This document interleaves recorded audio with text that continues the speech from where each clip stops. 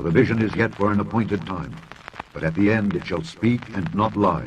Though it tarry, wait for it, because it will surely come. It will not tarry. You go around 24 hours a day with biometric sensors on or inside your body, and they constantly send information. So you're monitored? You are monitored? You're monitored all the time. The information goes to an AI doctor, maybe on your smartphone or whatever, which analyzes all this stream of information and monitors your health. The Reupload Corporation, this is the company that makes the implantable human microchip, which is a device about twice as long as a grain of rice, so it's actually pretty big. That company came out with a press release a couple of weeks ago in which they claimed to be working on a flu detection microchip. Now, according to their press release and what they're discussing, they would have an injectable form of the microchip, again, a glass encapsulated device, fairly big, not the size of a speck of dust, that could be injected into the body, and it would continuously monitor the person's blood. Can implants be used for remote monitoring?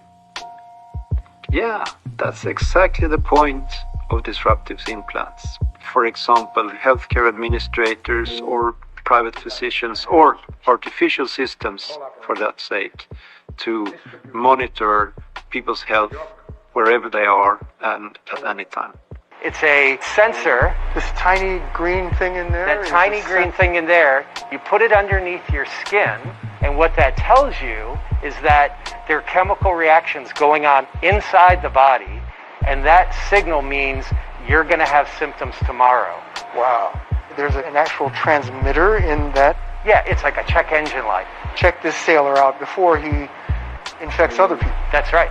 You were working on a mission to go into people's skin. By the way, it's coming from the Pentagon. It's not coming from a private medical firm. And I think that's where my concern really is this one. So here's my question.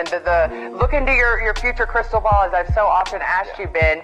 If this shows to actually be accurate, it can predict it, do you think we could see a push that everybody, just like what we've seen with the mask, a push that you actually have to be microdosed with something from the Pentagon? Could that actually happen in society today? You will be finished. It's just a matter of time. This is the mark of the beast.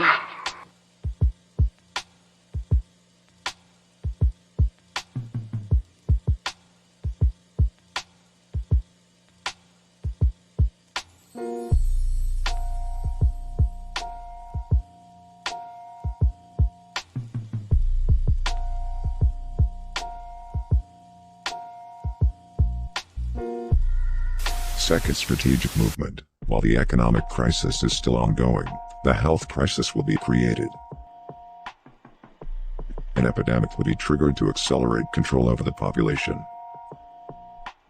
The media will amplify and manipulate news about it, to create dismay and fear.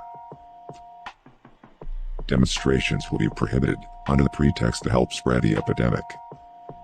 With the excuse of the epidemic, opposition movements will be silenced, and dissidents eliminated. As the epidemic progresses, authorities will establish that the only way to keep it under control is to implement to monitorize every citizen's health, and quickly detect new infection outbreaks. The chip will be used to store all personal data, health status, economic profile, tastes and orientations. Banknotes and coins will be scrapped, deemed as anti-hygienic, and a means of transporting the virus. Chip means money. Chip means health. No chip means death. The World Health Organization has named the next potential pandemic as Disease X. But that's not all. Disease X could be on its way. British healthcare professionals are gearing up for Disease X, which they say may be deadlier than COVID-19 and may have a similar impact as the Spanish flu. The WHO says Disease X could be a new agent, a virus or a bacterium or fungus without any known treatments. A report in the UK, Daily Mail quotes an expert, Kate Bingham, who has issued a warning claiming that the pandemic caused by the Disease X could claim at least 50 million lives. She also mentioned that the virus has the potential to result in 20 times more fatalities than COVID-19. Scientists from the UK are putting their effort into developing a vaccine for this potentially deadly pathogen. After the potential threat from disease X, WHO has now considered outlining a research and development blueprint that can focus on the diseases and the pathogens which needs to be prioritized for research, of course, in the context of public health emergencies.